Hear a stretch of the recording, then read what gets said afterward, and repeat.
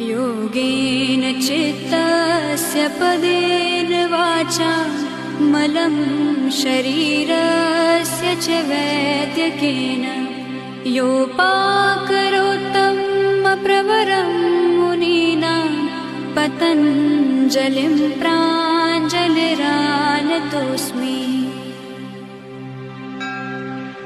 योगेन चित्तस्य पदेन वाचा मलं शरीरस्य च वैद्यकेन योपाकरोत्तम प्रवरं मुनीनां पतञ्जलिं प्राञ्जलिरानतोऽस्मि।